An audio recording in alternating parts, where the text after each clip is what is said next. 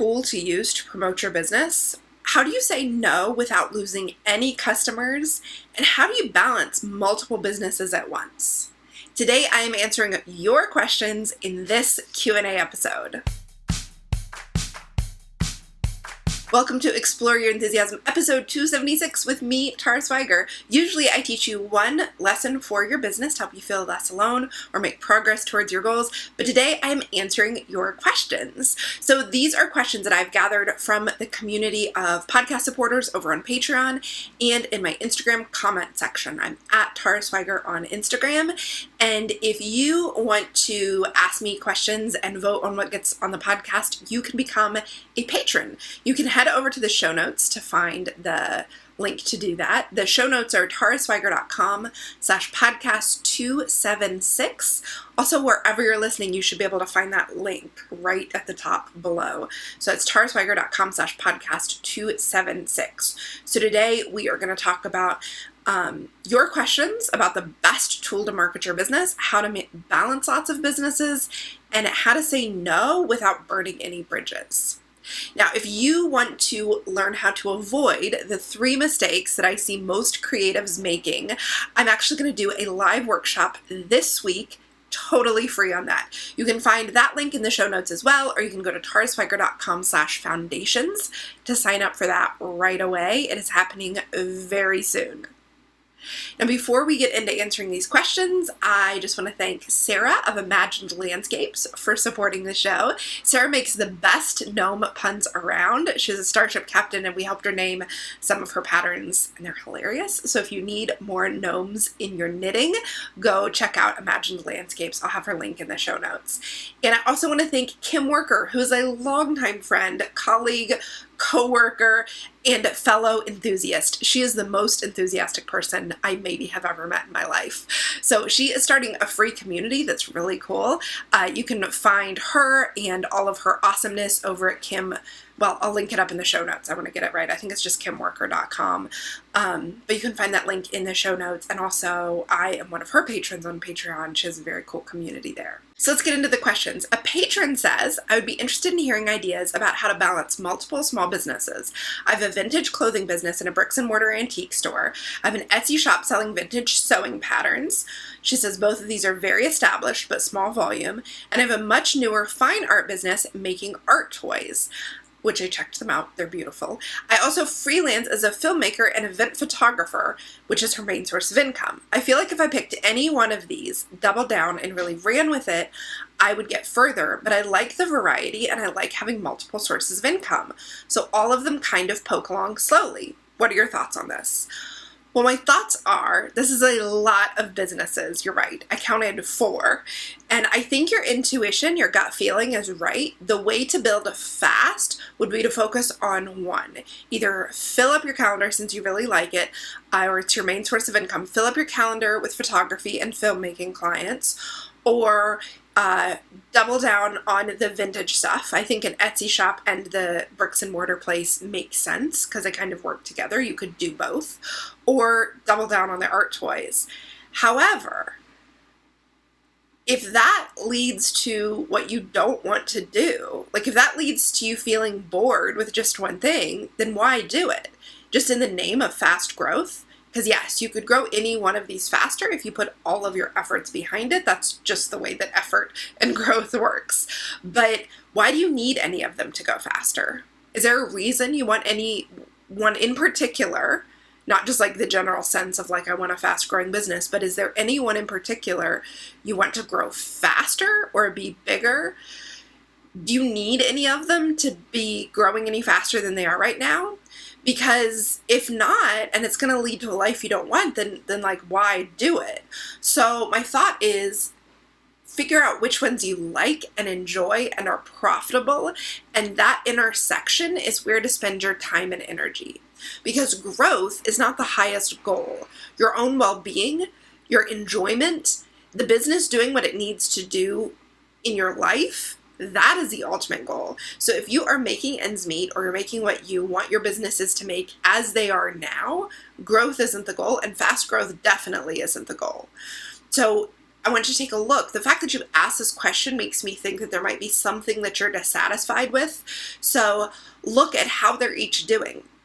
Look at their real numbers, both their income and then their profit and the expenses. What's the profit margin on each of these businesses, and how much time does it take you, and do you enjoy that time?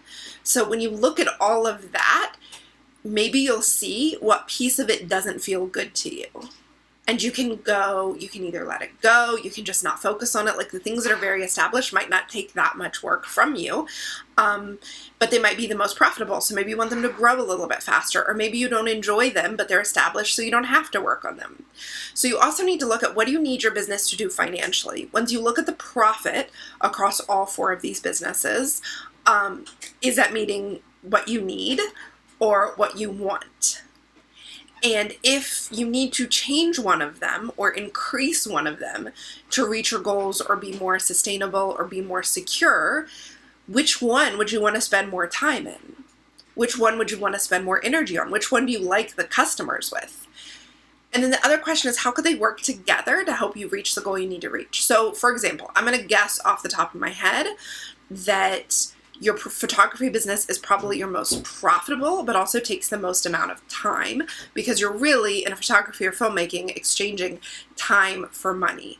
So wow, if I wanted to increase that, I need to just book more clients. Like that's pretty straightforward.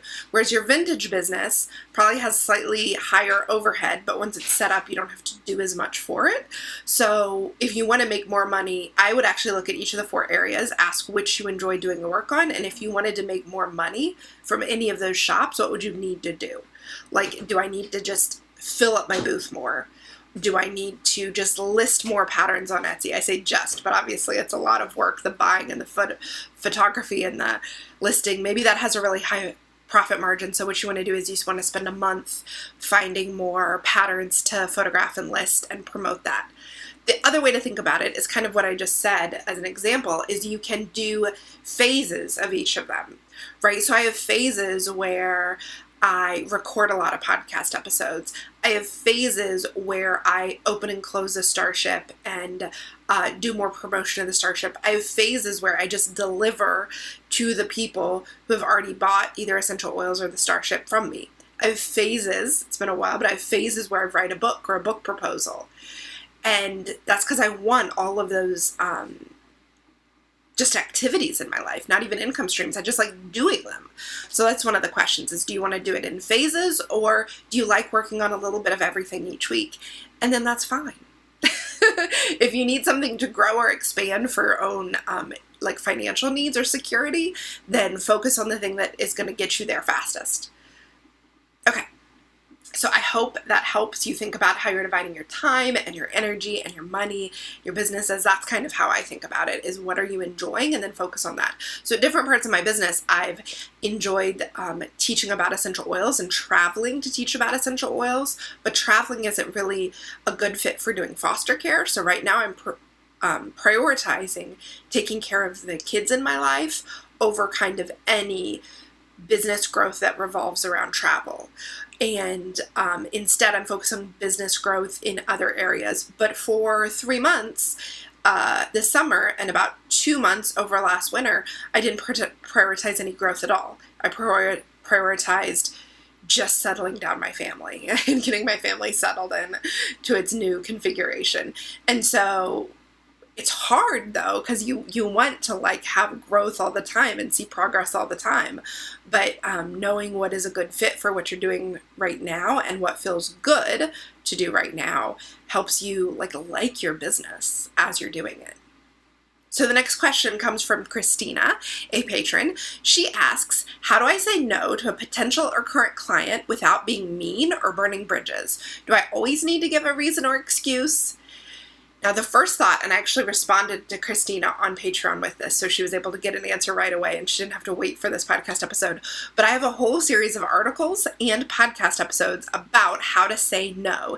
And that includes scripts I wrote for saying no in different situations. So I've put the link in the show notes. You're going to find that link at tarswiger.com/podcast276. And that's how to say no, and it includes scripts. It's 3 or 4 articles and an episode, I think. Now, the first thing you need to do is reframe what saying no is, especially if it's just at the beginning of a relationship where you can't take on this new client. So I happen to know that this patron is a tech editor, and she edits people's knitting patterns. So saying no, you don't have space for a new client, is just part of the business, and the client realizes that. So you need to reframe this away from saying no being this like traumatic thing or it being mean or burning bridges. It's just like part of the process. So if I'm going to hire, let's say in my business, I'm going to hire a podcast editor, which I'm not, don't at me, your podcast editing business. But if I was going to hire one, I would expect that the people I've heard about and have gotten good recommendations from or that I've worked with in the past might not be available. That's going to be part of the business exchange, is that I'm going to check their availability. They're going to not be available. That's part of business. I'm not hurt and our bridge isn't burnt and I don't never speak to them again. It's just part of how it works. Because if someone is reaching out to see if you can take a job, they're probably expecting that somebody who has good references or has done great work for them before is going to be busy. That doesn't mean that they're not going to come back to you with their next project. In fact, they may appreciate that you're so in demand that you start to raise in their perceived authority and expertise. And so you're now the person that they want to get. Maybe they realize now they need to book you more in advance than they've done in the past. So they're going to book ahead, and that's not going to hurt your business. It's only going to improve your business.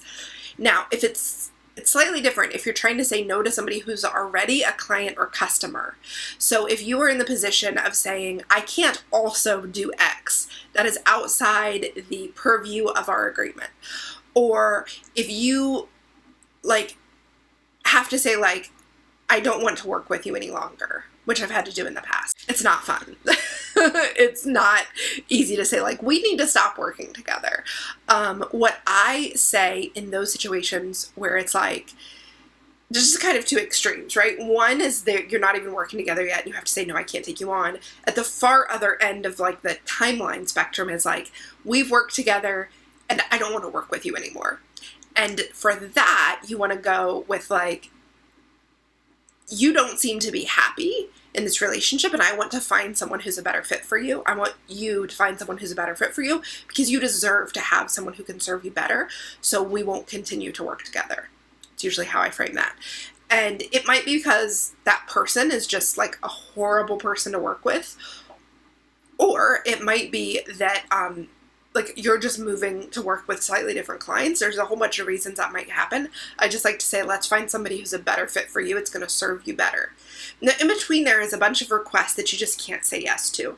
They're just either people asking you to do stuff for free. There are current clients asking you to do more stuff that you just can't do or you don't want to do or is an unreasonable expectation that they have. Now, in most situations, that request is going to be something that they're asking because they're not sure. In other words, they know it's possible you'd say no. So you saying no, I want you to reframe it as realizing it's one of two equally possible answers you could give. It's not the bad, the lesser, the not expected answer. Yes and no are both equally possible to say. I think sometimes we weight yes higher and we think of it as a nice answer, when in reality it's equal to saying no. Both of them are helpful for the person who's asking because both of them allow them to take the next step towards whatever they're trying to do. Not giving any answer is the worst answer because then it doesn't let them move forward at all because they're just waiting. Saying no is great. It's immediate. It lets them move on. In general, I do not recommend that you give reasons or excuses because most people don't want to hear it. They're just okay, fine, you can't do it. I'm ready to move on. And if they do want to argue with you about it, they want to try to convince you, you're just giving them more ammunition for things to shoot down. They can delegitimize your reasons if you've given them reasons. So, just keep it super simple, especially if they seem like a kind of person who's going to try to persuade you. So I'll give you an example. I've had conferences, both online conferences that people have asked me to take part in or in-person conferences where they ask me to do more than we've contracted for. So oh, could you also be available during this time? Could you also sit on this panel? Could you also do this thing? And often I say yes. So if you've worked at a conference and you've asked me to sit on a panel and I've done it joyfully because I wanted to do it. And I like having chances to talk to more people. So often I'll do like open office hours at a conference, or I'll sit at a table where my books are and I'll sign books, but I'll answer and talk to anybody who comes up and talks to me because I want to, because it sounds like fun to me. But sometimes it doesn't sound like fun, or it will exhaust me, or if it is outside of what I'm comfortable doing. So I need to say no, but I need to say no in a way they're not going to argue with. Like, oh, really? But you could do this, you could do that. So I like to say our agreement was X, and that's all I'm going to be able to do. In other words, to remind them that, like, I'm living up to what you've asked me to do. Because sometimes we feel like if we say no at all, we're letting people down. But, like, we had an original agreement, right? If you're tech editing for someone and they want to add on, like, 10 more charts, no, I have agreed to do X. I'm going to be able to do X, but I'm not going to be able to do Y. Just like that. It's not possible. And if it's something that's outside of, like, it's something that you've never had an agreement on, say my policy. The best way to say no is my policy is that I don't do X. My policy is not to Y. Sorry, I can't do a rush order. My policy is to not accept rush orders because I find that they're just too stressful for both of us. And if you have a standard reply to people you have to say no to, like to turn away clients, it will just make it easier. You can just copy and paste it every time and not have to like use all that mental energy to think about saying no. So something like, thank you so much for reaching out. I would love to work with you. However, I'm booked up and my timeline is X weeks out. So unless that works for you, I'm going to have to say no. So that's been an answer I've given a lot of people about speaking engagements or being on their podcast is, thank you so much for thinking of me. I would love to. However, at this time, I'm not doing any X because of adjusting to new foster kids in my home and our new schedule. Now, that is a reason, and I've had people go back and say, well, we'll work with your schedule. And I'm like, no, I'm not doing any. So no. So that can really help if you just have decided a blanket, like I'm not going to do that. Whatever you get asked about that you have to say no, decide that you've made a policy that you're always going to say no to it, and then tell them my policy is that I don't do that.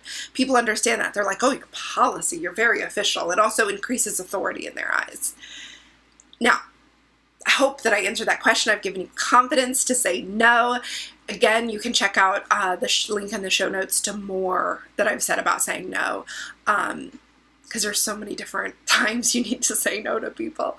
And I know a lot of us struggle with it, especially as we're just kind of prioritizing our business over other areas of our life. It can be hard to say no to people in our personal life because of our business commitments or just the commitment we've made to ourselves to work during certain hours. So I talk a lot about that in the former series on how to say no.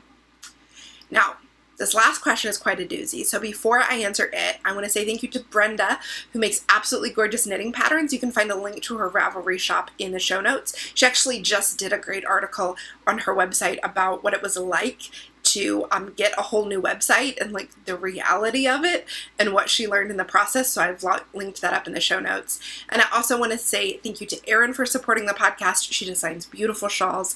Her shop is linked up in the show notes as well. Now, on Instagram, a commenter asks, what is the best tool to promote your creative business these days? That's what we all want to know, right? When you are just starting and you don't have time to be on every platform and do email and do blogging and do in-person promotion, etc., what should you do?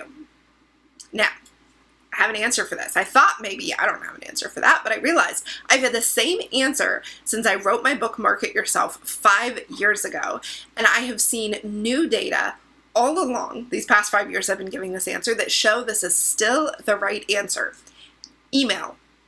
Email is the most effective place to make a sale.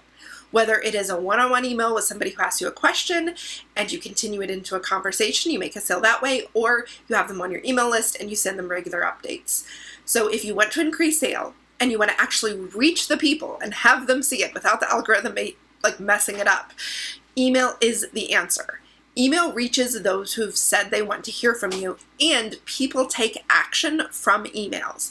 I know you might be like, well, I'm totally overwhelmed with sales emails and I never do anything with it, but you're not everybody. I can tell you that my older family members absolutely buy books, classes, art supplies, whatever you can think of, they buy them from emails. They will go to Michael's because they got the email. They will go to the natural health food store because they got an emailed coupon. They will go online and buy whatever from whatever artist because they got the email that a new thing has come out. And so just because you don't, you've got to remind yourself that other people do. It's very likely you also do that. I just know some people argue and they're like, well, I never open my email. Well, you're not most people. If you run a creative business, you're using the internet in a different way than a lot of your customers are. So that is my answer to that question, but I want to go deeper because it might be kind of frustrating to hear that email is the thing you're supposed to do and not know kind of what that means or how to do it. So let's talk about it. The good news is it does not take much time at all to set it up. Go to MailChimp.com. It's free. At least it used to be free up to your first 2,000 subscribers. I think that's still the number. It's very quick to set it up. The hardest part of using emails as a sales tool is getting people on the list, actually having people to email, and then actually sending the emails. I have so many clients and students and listeners who have an email set up, they have people on it, they don't send the email. I want to shake you gently.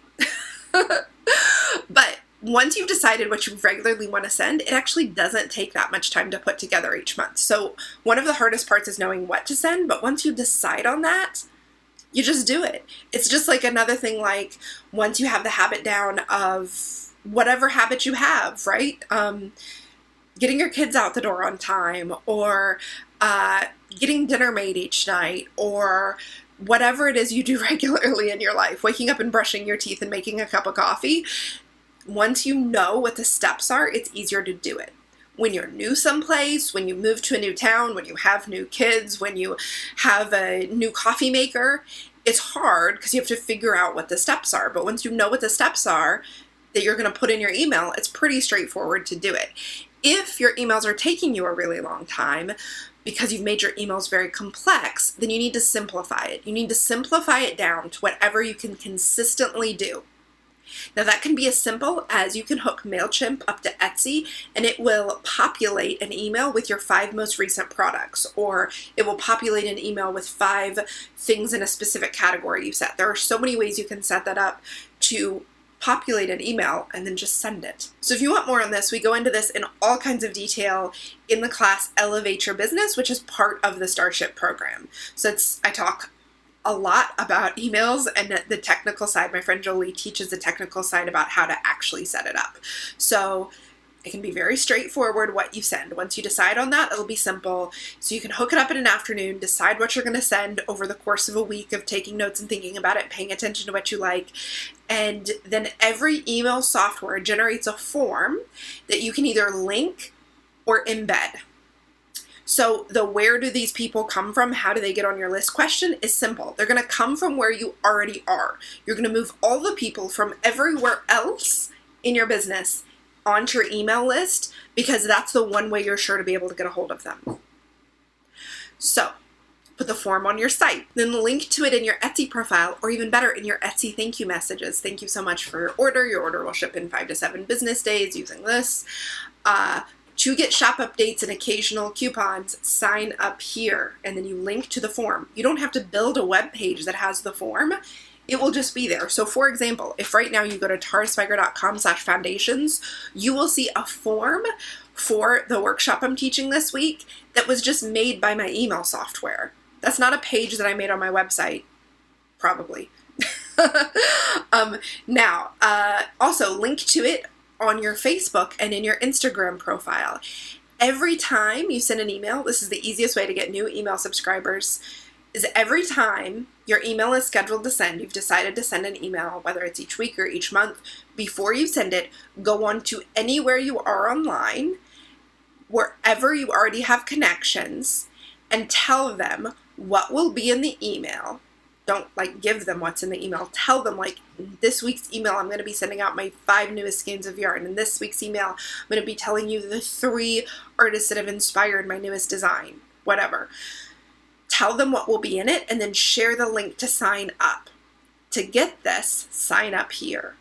If you do that, anywhere you have connections, you will start to move those people from those other connections onto your email list. So you may be saying, but I don't have people. You definitely have people. Almost everyone I talk to, depending on your age, you either have a Facebook personal page or you have an Instagram account. Now, when I started helping people get email lists 5 years ago, nobody had either one of those. I mean, Instagram didn't exist.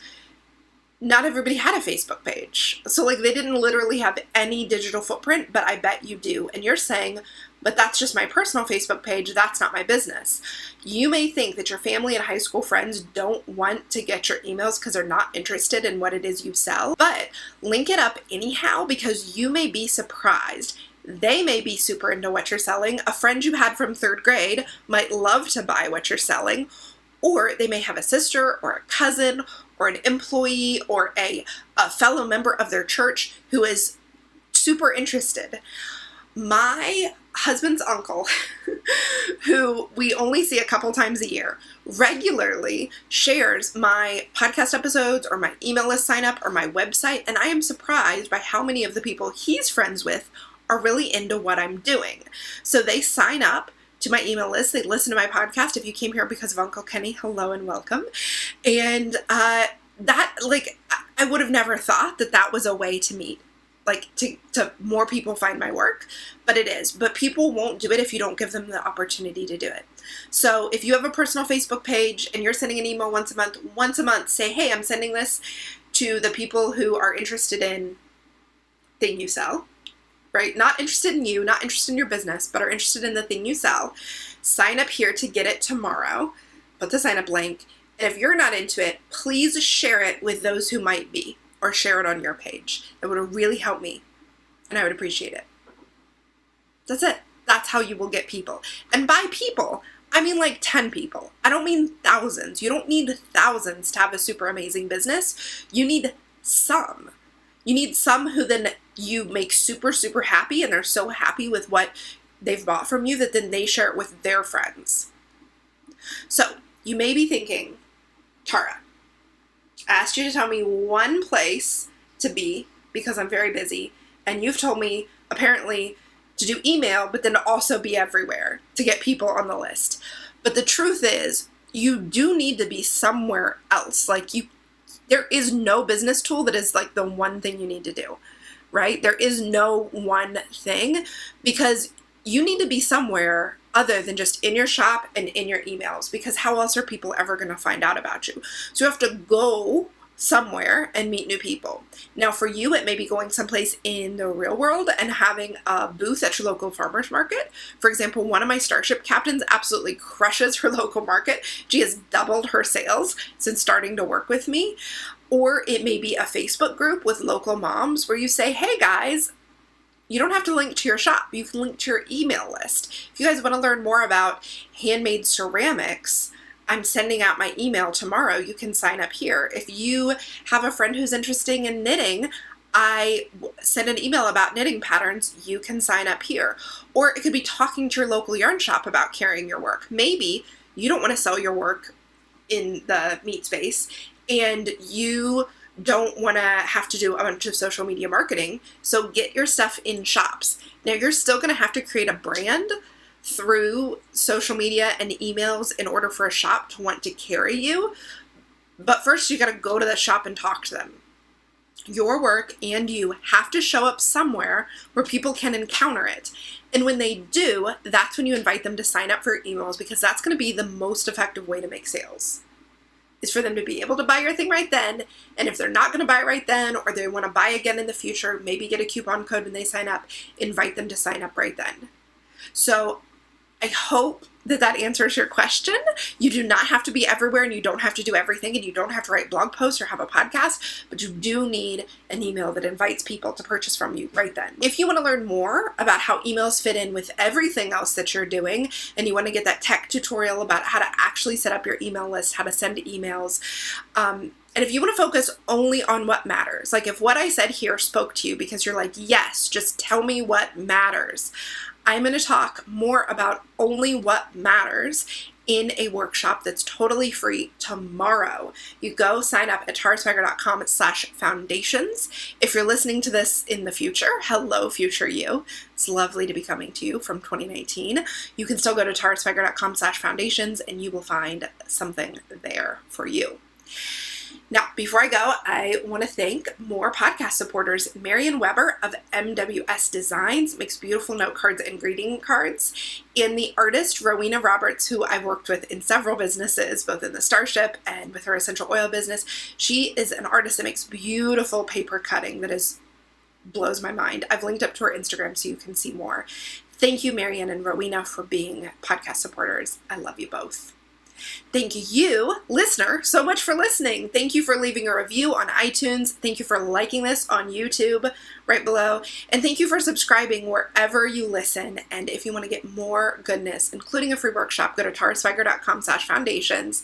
Find links to everything in the show notes. And I just want to wish you a very enthusiastic week.